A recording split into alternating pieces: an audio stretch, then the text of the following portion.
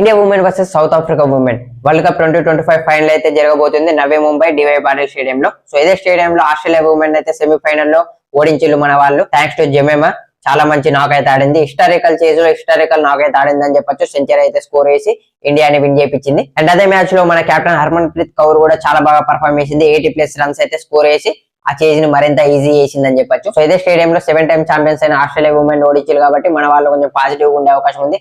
And south Africa, India ఇద్దరు కూడా world cup win కావాలి ఇప్పటికి. సో ఎవరో ఒకళ్ళు ఫస్ట్ వరల్డ్ కప్ అయితే విన్ అవ్వబోతున్నారు ఈ ఫైనల్ లో. అండ్ మన బ్యాటింగ్ గురించి చూసుకుంటే స్మృతి మందన్ అయితే ఈ వరల్డ్ కప్ 2025 లో సెకండ్ హైయెస్ట్ రన్ స్కోరర్ గా అవుతుంది.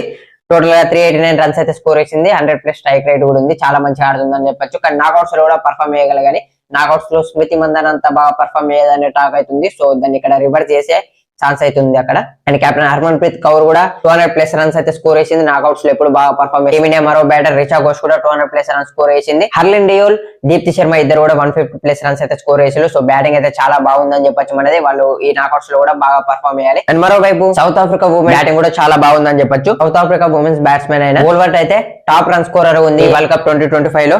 టోటల్ గా 470 రన్స్ అయితే స్కోర్ చేసిందని చెప్పొచ్చు. సో వాళ్ళ బ్యాటింగ్ లో 2 బ్యాటర్స్ 200+ రన్స్ స్కోర్ చేసారు. అలాగే 3 బ్యాటర్స్ 150+ రన్స్ స్కోరర్ తో ఉన్నారు. వాళ్ళ బ్యాటింగ్ కూడా చాలా బాగుందని చెప్పొచ్చు.